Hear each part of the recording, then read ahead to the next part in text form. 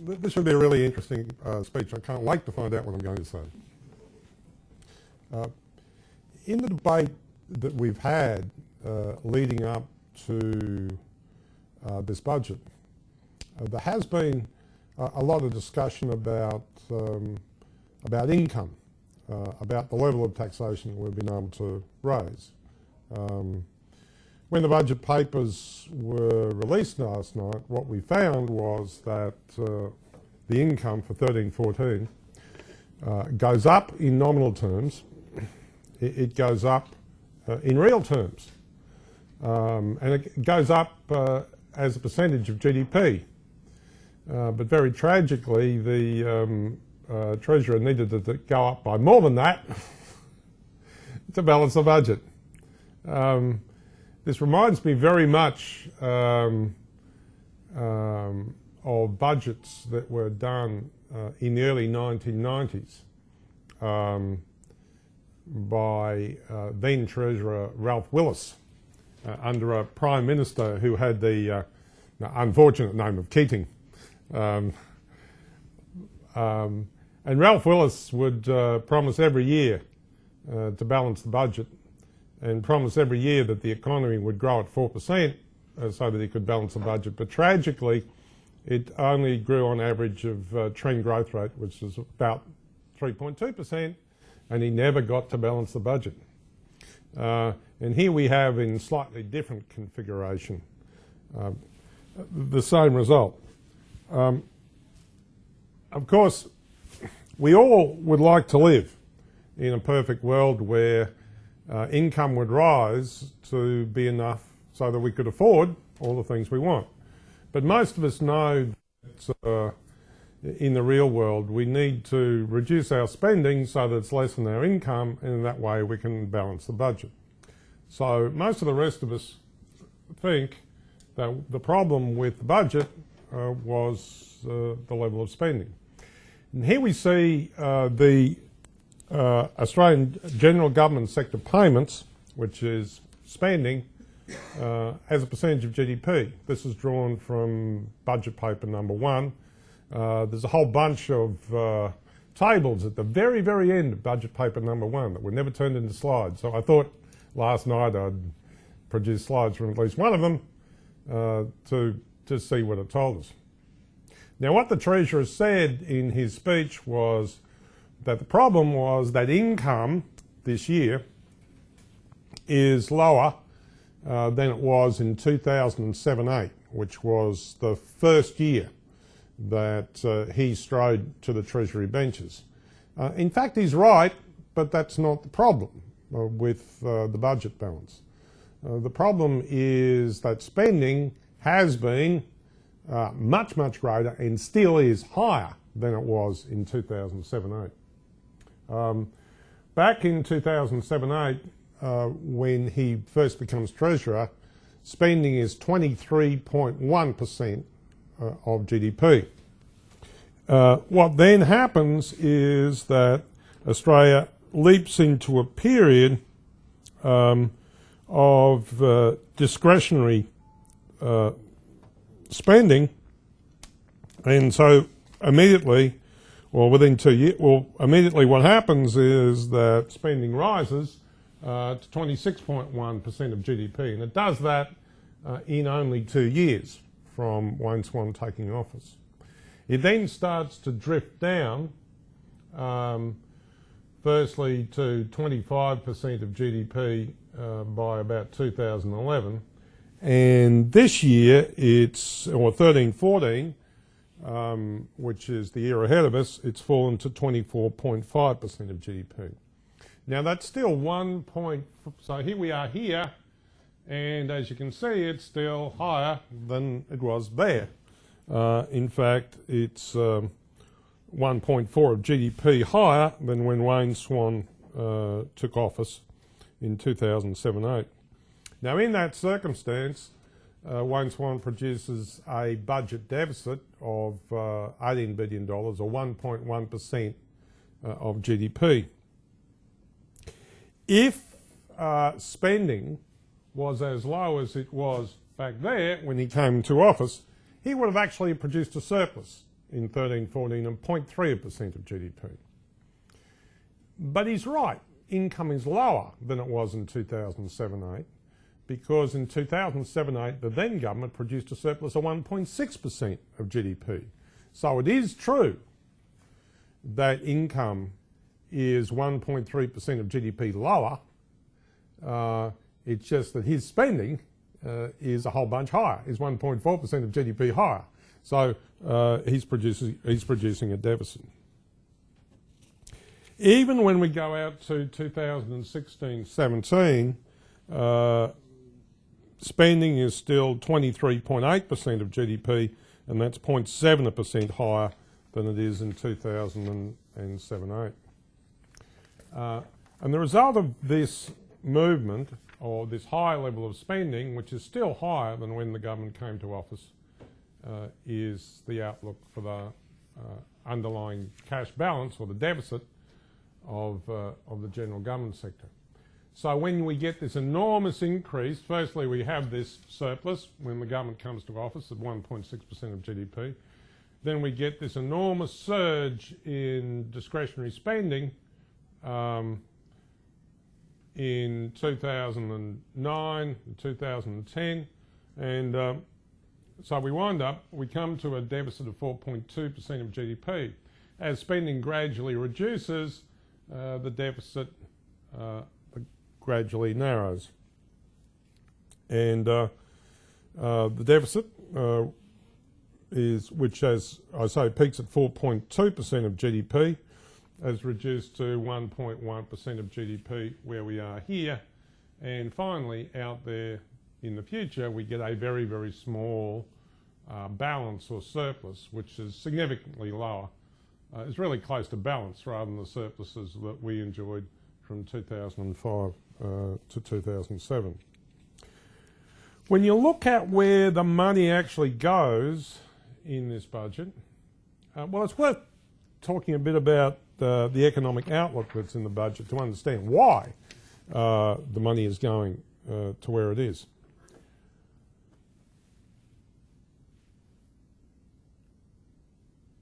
What we can see in that deficit reduction is an enormous reduction in fiscal stimulus.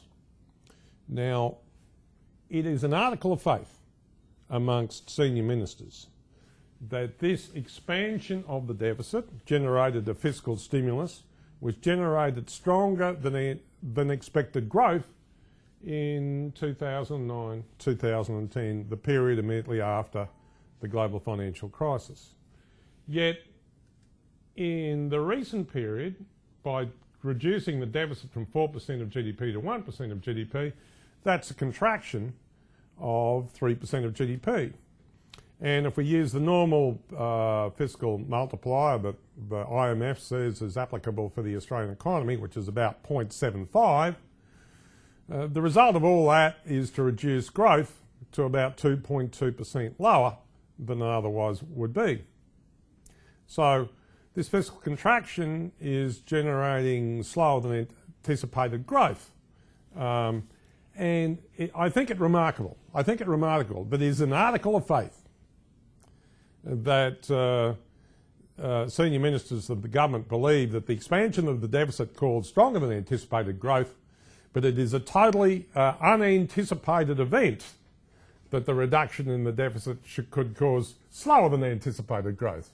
Matter of fact, it's a totally unanticipated event that's never ever happened before in history. I know this because the Prime Minister told me so.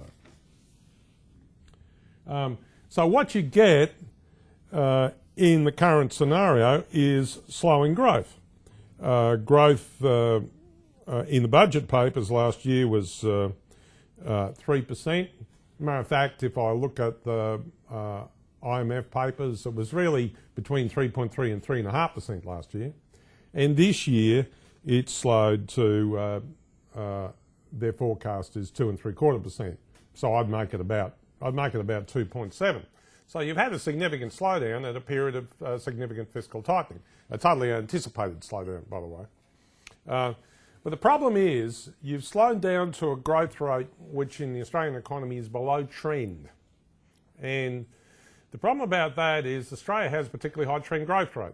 Our trend growth rate is 3.25%. And that trend growth rate is like every other country. It's made up of a combination of two things. One is productivity growth and the other one is population growth. And Australia has particularly high growth in population because it has the highest immigration rate in the OECD. We have lots of people in any given room speaking foreign accents. You'd never notice them normally. And that generates a high level of structural demand in the Australian economy. But it also means that Australia has a more rapidly growing labour force than most countries. So 2.7% growth would be strong growth in the US, able enough to reduce unemployment. Matter of fact, it is right now, this year. It would be a strong growth rate in the UK and a strong growth in Germany, and you would see unemployment falling in those economies. But in Australia, where population growth rate is so high, 2.7% growth is 50 basis points below trend, and what that means is that the growth in the demand for labour and growth in employment is not going to be fast enough to take up the growth in the labour force. And what's going to happen is that unemployment is going to rise every year that you're growing below trend. And as we've gone to this period of below trend growth, and some people call that a soft landing or growth recession, what we've seen is that unemployment has risen by 0.4% in the last year. Now, the budget papers tell us that that process is going to keep going on. That with this below trend growth rate, unemployment is going to go up to about 5.8% in the middle of next year. So what you've got is a growth recession with more and more people becoming unemployed. And with those more and more people becoming unemployed, they need more social welfare support. So there's more social welfare support provided, and there's more, for example, public housing might be necessary. Now, strangely, that explanation becomes really useful when we look at where the budget outlays are actually going. They're not actually going to things like roads and bridges or cross-river railway tunnels that the Treasury was talking about. They're actually going to social welfare.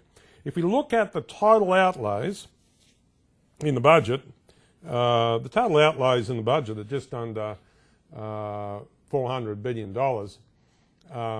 And when you consider that this is less than a quarter of the Australian economy, you kind of, it's always a shock as an Australian economist who was always taught to think of Australia as a small open economy, to realise that the Australian economy is actually the 12th largest economy in the world, and it's larger than Spain. So, you know, where this is an economy of significant size, where your budget spending is $400 billion, which I think is only slightly smaller than the entire economy of Sweden, amazingly enough. So out of that $400 billion, we spend in this budget $138 billion,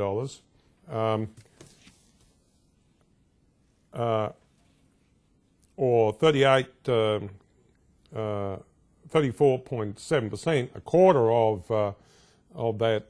that amount, is spent on social welfare, social security and welfare. That's 6 times as much as we spend on defence. Defence, we spend $22 billion, or 5.5%. On social welfare, we spend twice as much as we spend on health. Health is only 16.2% of the budget. And we spend almost 4 times as much on social security as we spend on education. That's amazing. And so firstly, the education sector is remarkably large. To the area that that the Treasurer talked about in the budget, after all those projects in Queensland and Sydney and Melbourne, he talked about as infrastructure funding. The total funding for the whole transport and communication sector is $6.5 billion. Now, the reason that's interesting is when we look at, and I've left a page behind, that's good. Oh, no, I haven't. When we look at the increases of each of the sectors, the increase in spending in social security and welfare in this budget is $6.5 billion, equal to the entire spending on transport and communications. The increase in health spending is $3.6 billion. The increase in housing spending, which basically is public housing for the poor, is $1.5 billion, is the increase. So what you have, the defence increase is tiny in comparison to this, about $490 million.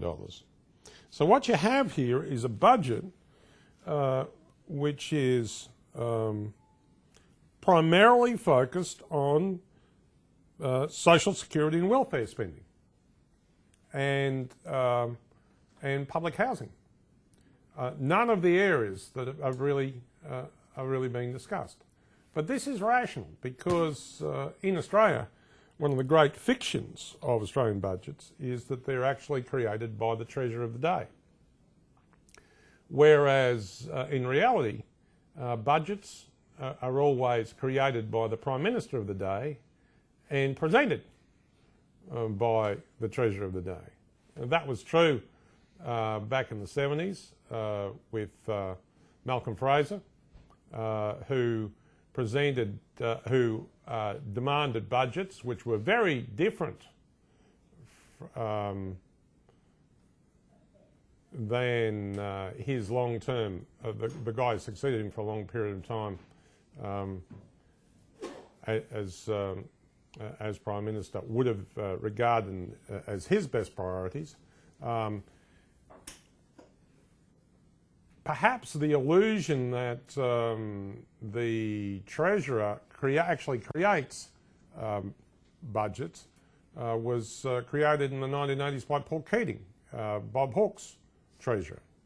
That Hawke would provide the direction that Keating was going to go, and Keating would present it, would sell it. So it became, the view became in Australia that Keating was actually creating the budget, where it was Hawke's budget that Keating was creating, Keating was presenting. Here, what we should remember is that when Julia Gillard was elected Prime Minister, or appointed Prime Minister, that she was the leader of the left faction of the Parliamentary Labor Party. That Kevin Rudd, who immediately before her, was considerably right of centre as far as the Parliamentary Labor Party was concerned. So she took over as Prime Minister, but first she was the left faction leader. So what she is delivering in this budget through the person of a very nervous television presence called Wayne Swan is what you would expect from the leader of the left faction. That is to say, more spending on social security and some more spending on education. So this is an old-fashioned, left of centre Labor budget.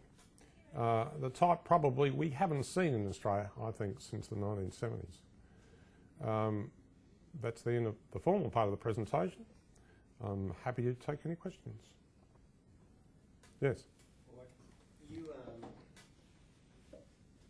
kind of suggested that this budget doesn't solve the problem. The problem appears to be we're going to have increasing unemployment, and where they're putting their money is in places that are actually going to increase employment. So you have an extended problem.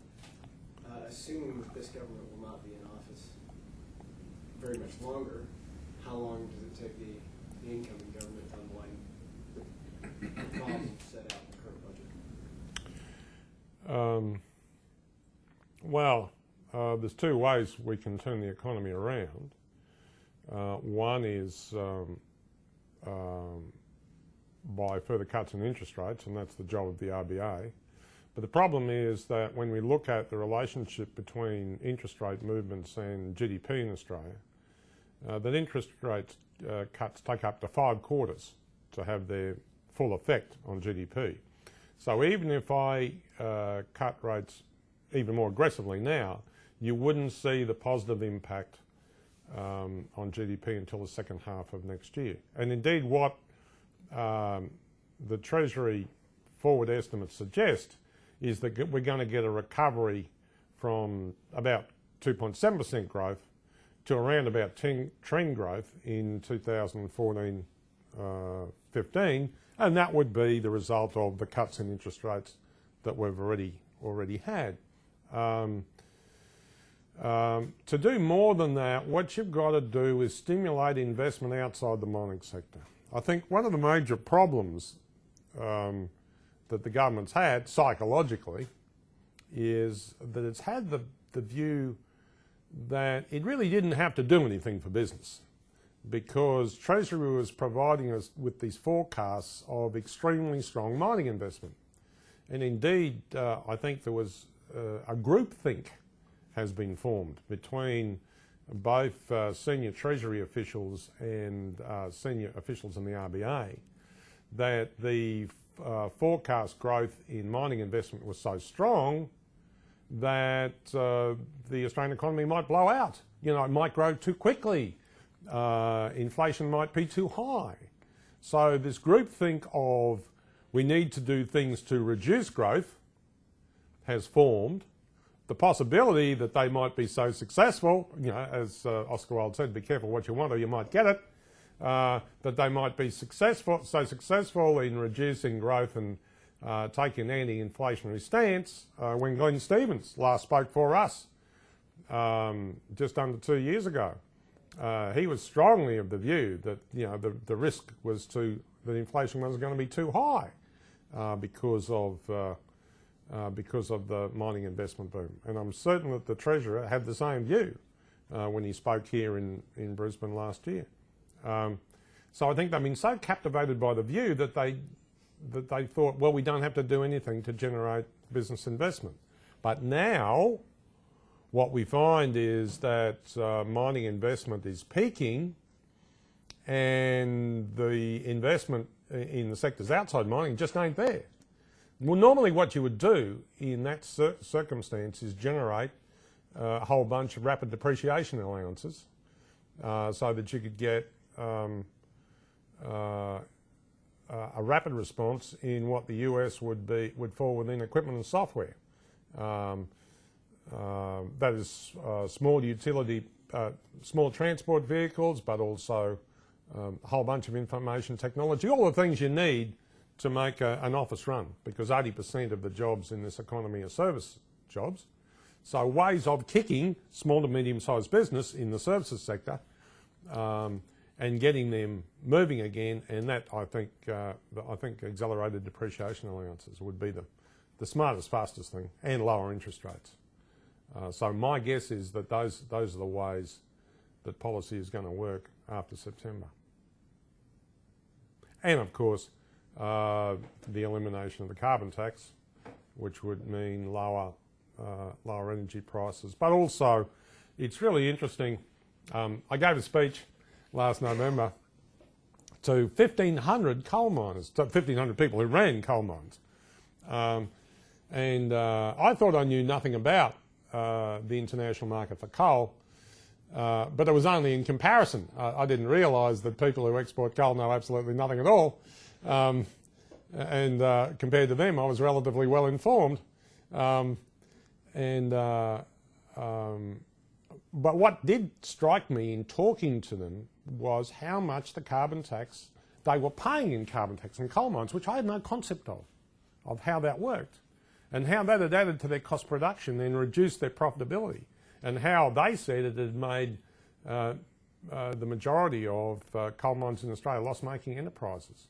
Well, if that's removed and there's more investment in that sector in Queensland, then that reboots the Queensland economy and the Queensland mining sector.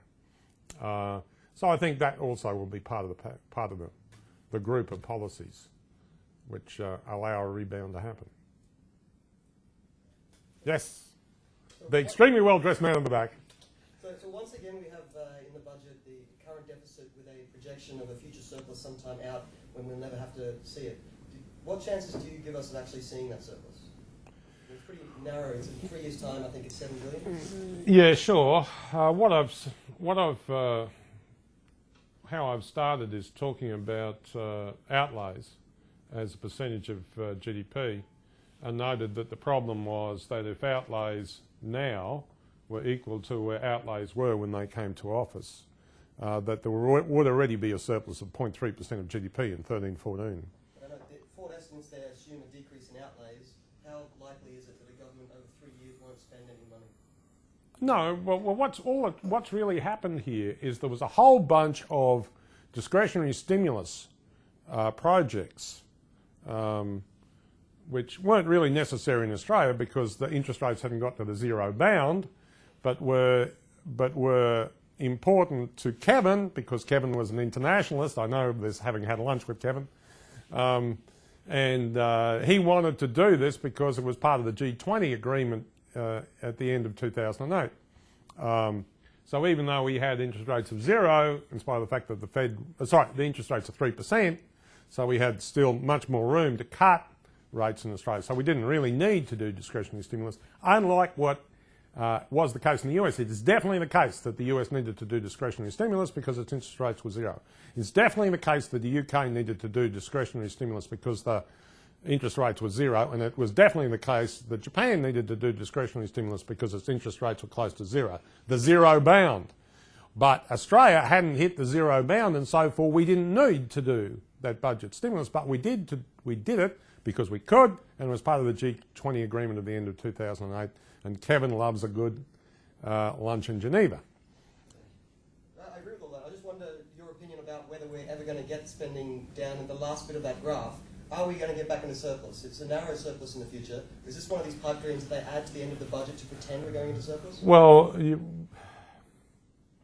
I once gave a speech in Stanford with the immediate former Deputy Prime Minister John Anderson, and he was talking about the multi-year process of reducing that spending. See how that spending was going down under the previous coalition government, and he was talking about how tough it was and how disciplined they have to be.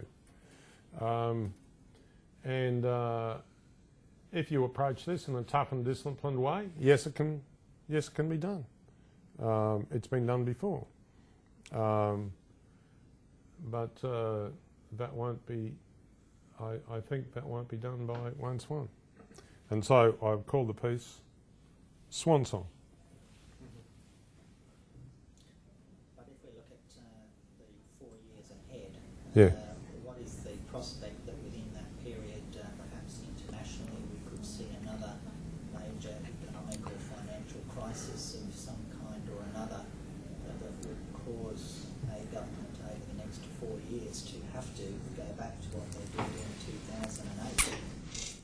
Is that Well, it's kind of interesting to see the difference in policy response. I've got a little flasher here, see? Policy response between what the coalition government does in the recession that follows the tech crash and what the Labor government does after the global financial crisis. In spite of the fact that there is a recession, a mild recession in 2001, 2002, there is no letting up in reducing spending as a percentage of GDP by the coalition government of the day. They allow all of the policy response in that slowdown to be borne by the RBA. And indeed, right now, all of the policy response in stimulating growth in the Australian economy is being borne by the RBA. And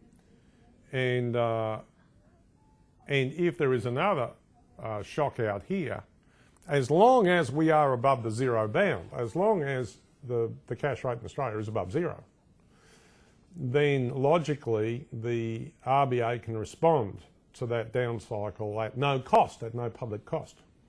Theoretically, we should have only done this if our own interest rates were above zero. Back in the day, we held a meeting here where Tony Macon, who'd previously worked at the IMF, was arguing exactly that. that we should allow the RBA to do it and not do any discretionary fiscal stimulus. So we don't... if one looks back at the data of what's this actually achieved, what you find amazingly is at the same time that we were increasing our spending, so was the government of the best government in the world, the government of China, had a big surge in discretionary spending. And so when we reach our peak of fiscal stimulus here, what we see is that the terms of trade has already bottomed out and is rocketing.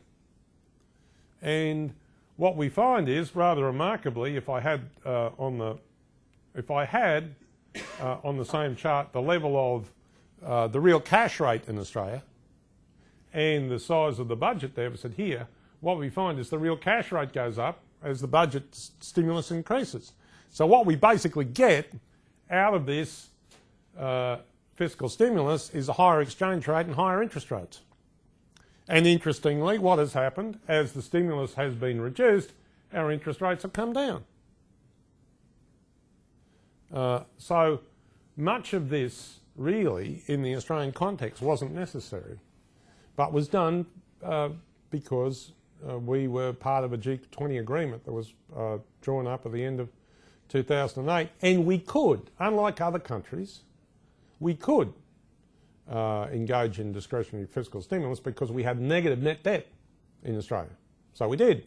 And even after blowing all this dough, we still only got net debt to GDP is going to peak at 11% of GDP, which is, hey, you know, most of the countries in the OECD would kill to have debt that low. And probably historically have. Yes? Well, in terms of the outlook, we're talking about business investment peaking. Do you think that that's is really factored into the forward estimates for budget purposes, or do you think it's going to be worse than people expect, or better? Well, I didn't say the business investment was peaking. What I said was that mining construction investment is peaking.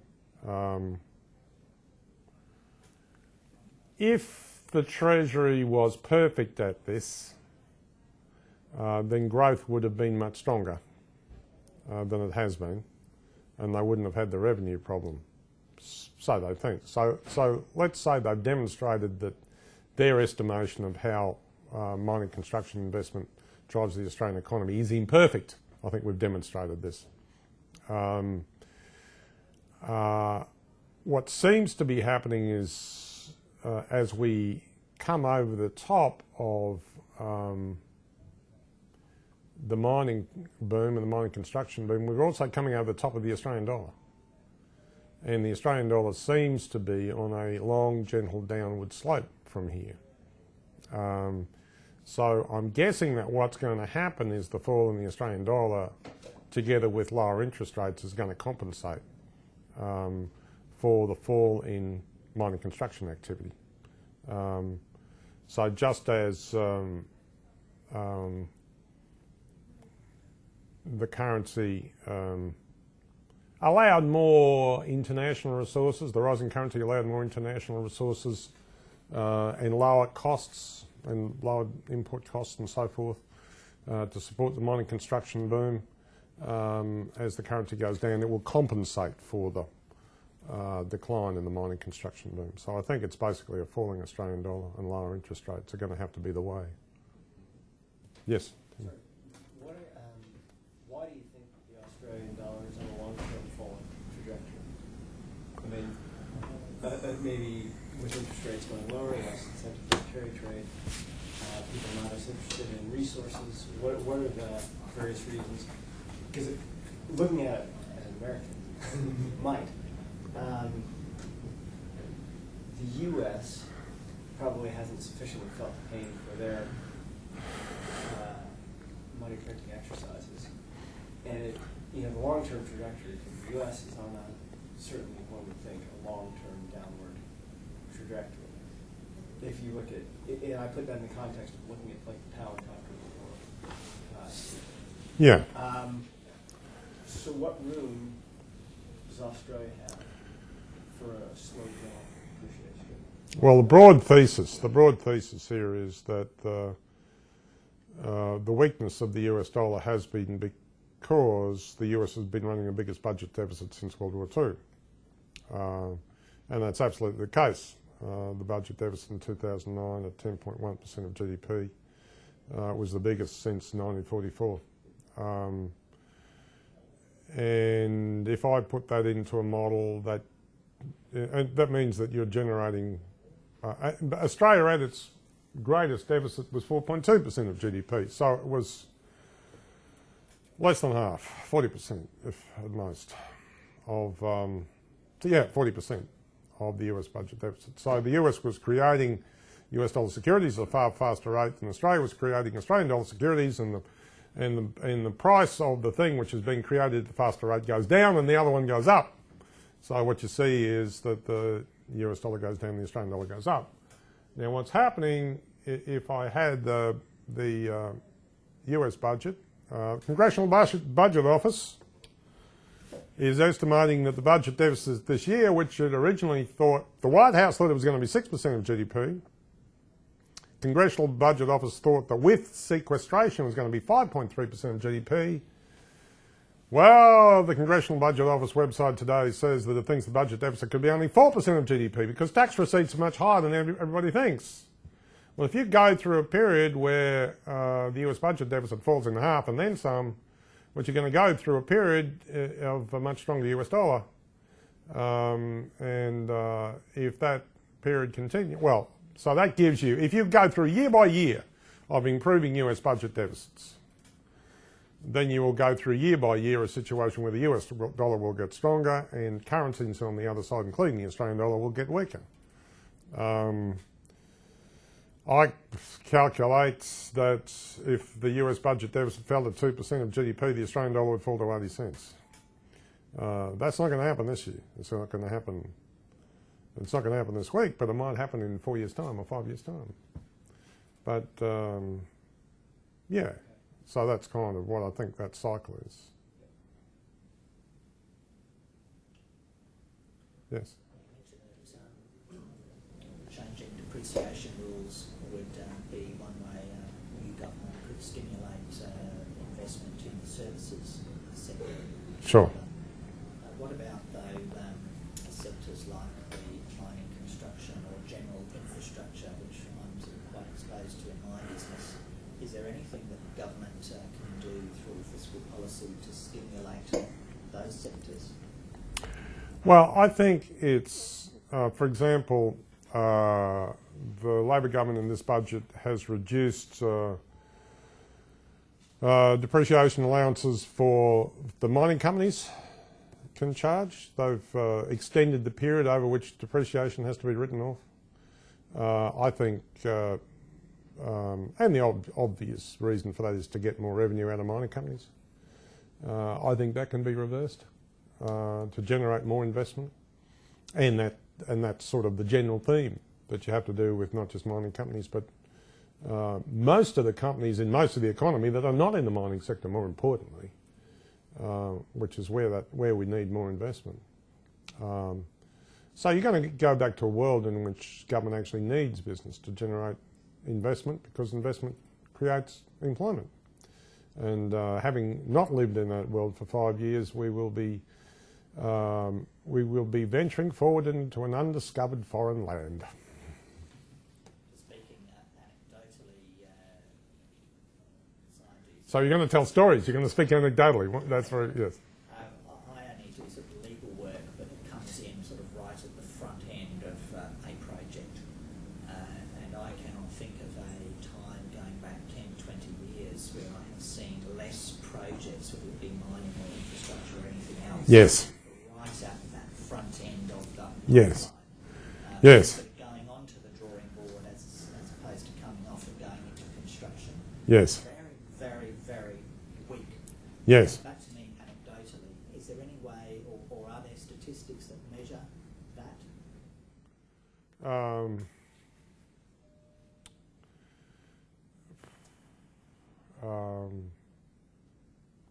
You see it in residential property development, that you get this exceptionally low level of dwelling approvals relative to employment in pretty much everywhere else except you get slightly better in Victoria and you get much better in Western Australia. But apart from that, you've got very, very... Statistics for non-dwelling approvals for other types of Yeah, there are. projects? Yeah, relative to employment and relative to population are amazingly low. Amazingly low, yeah. And I personally put that down to a lack of state-funded infrastructure.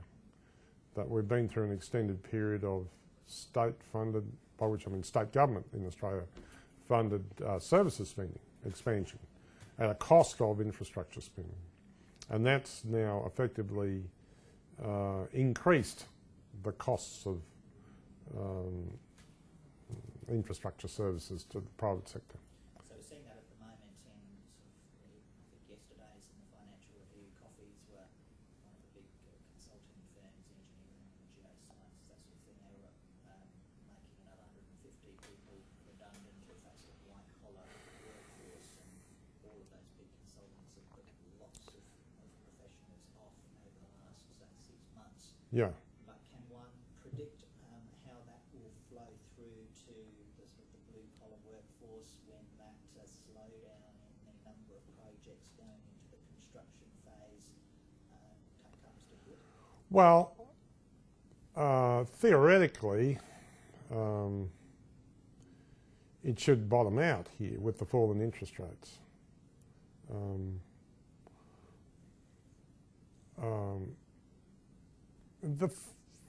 The view was in Treasury a year ago that you actually had to squeeze out people from the non-mining sector to generate enough capital and people to be available to provide resources to this enormous mining construction boom, which was going to be the biggest in 50 years. And if you didn't squeeze out capital and people from the rest of the economy, there simply wouldn't be enough resources, and you'd have this inflationary spiral, an inflationary boom. And that's what I mean when I talk about the groupthink that's allowed growth recession to go on into its second year and think that that was the right thing to do. But I think now it may be dawning on them that with the mining construction boom receding, we need to put stimulus back into the economy. And so I think we're at a floor in most of this stuff. And I think that's just beginning to dawn on the RBA in the last couple of quarters. I'm not quite sure it's, it may have started to dawn in Treasury, but if it has, it's struck like a thunderbolt because it simply wasn't where they thought they were going to be. Yeah. So you? I have got a question, but I didn't have my hand up. That's okay. I was just going I was looking into your mind, you know. Freud tells us there are no mistakes.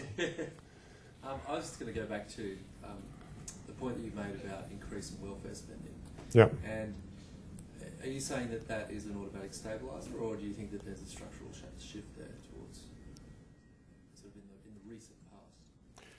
Yeah, it's hard to tell from the budget papers.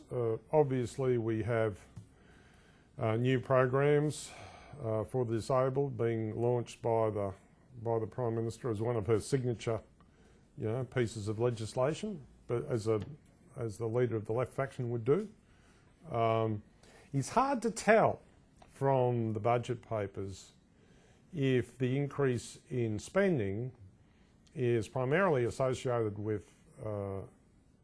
insurance for the disabled or just unemployment welfare. The way it feels is that it's mostly unemployment. But it's hard to tell. It's hard to tell. So obviously it's a combination of both, and maybe that's why that's how come it's the biggest segment. If you're spending $3.5 billion and you're raising $3.5 billion through a higher Medicare levy, which is supposed to fund insurance for the disabled, then maybe that money, you know, half of it is structural and half of it is cyclical. But it actually feels like 2/3 or 3/4 is cyclical, particularly when you look at the forward growth estimates and the unemployment estimates. Pointing out that the unemployment payments are quite a small part of the welfare budget. The welfare budget is driven predominantly by the pension, not by unemployment payments. Right. Less than $10 billion. If you abolish the dole entirely, you couldn't fix it. Well, perhaps we Scary to could, think about. perhaps, yeah, I think there's a whole lot of other support structures in co-payments which complement unemployment benefit. It's complicated by the fact that a lot of people have shifted to DSP, and you've got to make a judgment about how many of those people shifted for legitimate reasons. Whether they're unemployed forever or they're not, or they're That's- unemployed because they want to be. There's also the fall in revenue as well, because people not working generate tax. Yeah, sure. automatic stabiliser. Sure, but we started off with the understanding that the total spending is $138 billion. That's billion with a B, and that was 35% of the total budget, and it's simply enormous. It's simply enormous. So obviously, it's got to be a whole bunch of stuff.